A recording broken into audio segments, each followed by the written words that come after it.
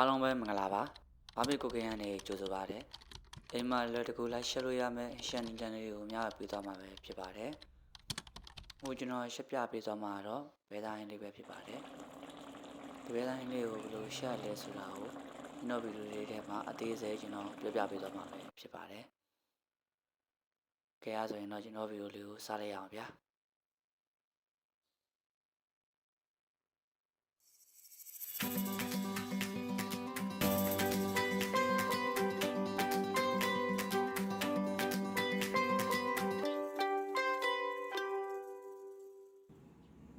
ပထမဆုံးကျွန်တော်တို့ဘဲသားကိုရေးပြောင်းဆေးပြီးသွားပြီဆိုရင်ကျွန်တော်တို့လိုအပ်တာတော့စစ်တုံဖြူနေခြင်းထောင်းလာတာကိုကျွန်တော်တို့ထည့်ပေးရမယ်ပြီးရင်စနစ်မုံနဲ့ရောင်တင်မုံနဲ့ရောင်တင်မုံနဲ့ငပြားရီစားနဲ့ငယ်အရသာမုံနဲ့ငယ်ကျွန်တော်တို့တခါတည်းထည့်နေပေးရမှာပဲဖြစ်ပါတယ်အဲ့လိုနေခြင်းအဖြစ်ကျွန်တော်တို့အသားတွေကိုရသာပို့ပြီးတော့စိတ်ဝင်မှုအကောင်းစေရတဲ့အတွက်ကျွန်တော်တို့တစ်ခါတည်းနေပေးရမှာပဲဖြစ်ပါတယ်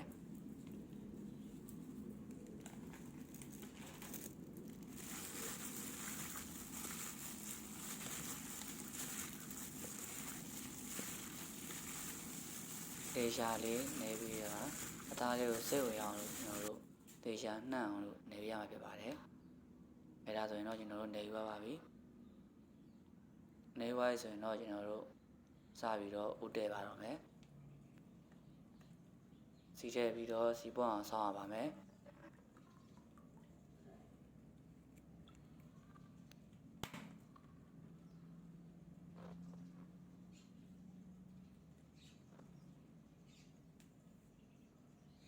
စီပွားပြီဆိုရင်ကျွန်တော်တို့အစောက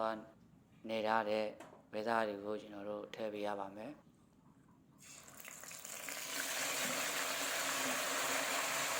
ဒီကတော့ကျွန်တော်တို့ဒီကိုထည့်ပေးပါမယ်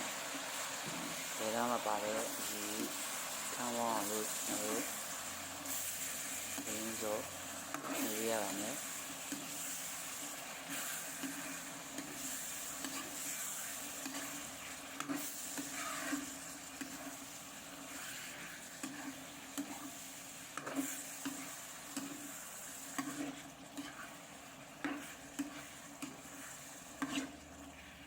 မွေးဝိုင်းတော့ကျွန်တော်တို့စီပြောင်လို့ခဏတော့ကျွန်တော်တို့ဖုံးအုပ်ထားပါမယ်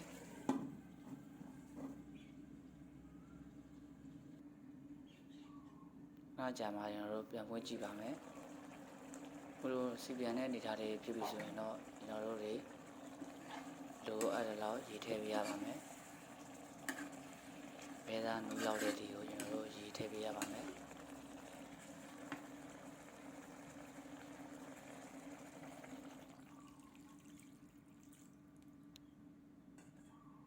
ကျွန်တော်ကတော့တစ်ခွက်ထည့်လိုက်ပါတယ်မိတ်ဆွေတို့ကတော့မိတ်ဆွေတို့ရှက်တဲ့အသားပမာဏပေါ်မူပြီးတော့ရေးအနေများကြည့်ထည့်ရပါမယ်ဒီဘက်ရင်တော့ကျွန်တော်တို့အုပ်ထားလိုက်ပါမယ်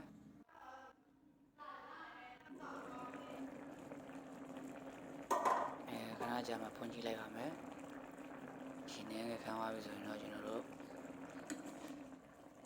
အရာသားတွေပါမြေးကြည့်ပါမယ်မူလာကျွန်တော်တို့စမ်းစားကြည့်ရမယ်အချိန်ပဲဖြစ်ပါတယ်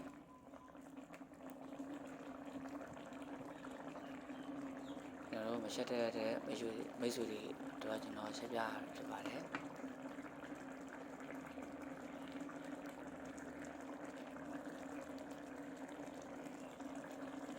ရဲဆိုင်ပိုင်းနေတော့ပြပြီဆိုရင်အဆက်ကြိုက်တဲ့တွေကတော့ဟိုဒီမို့ထဲပါ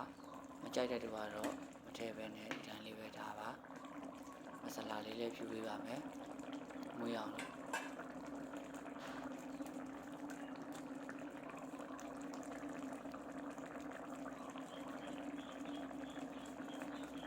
ပြောရရင်တော့ကျွန်တော်တို့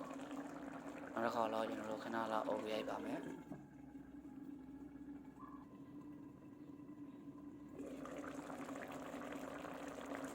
ခဏကြာမှပြန်ကြည့်လိုက်ရင်တော့မွေးကြိုင်နေပြီ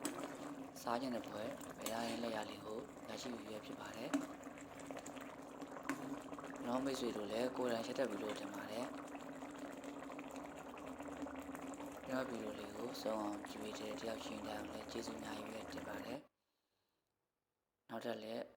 ဘယ်လိုဟင်းလေးရာလေးချက်ပြမယ်ဆိုတာကိုစိတ်ဝင်စားရဆိုရင်တော့ကျွန်တော်ရဲ့ channel လေးကို like and subscribe လေးလုပ်ပေးဖို့လည်းတောင်းဆိုပါတယ်တစ်တင်တန်းတီးအောင်လို့ဘောကခေါင်းလေးကိုလည်းနှိပ်ပေးဖို့မမေ့နဲ့နော်ကဲအဲ့ဆိုရင်တော့ကျွန်တော်ဗီဒီယိုဒီမှာပဲဆုံးသက်လိုက်အောင်ဗျာအားလုံးပဲ bye bye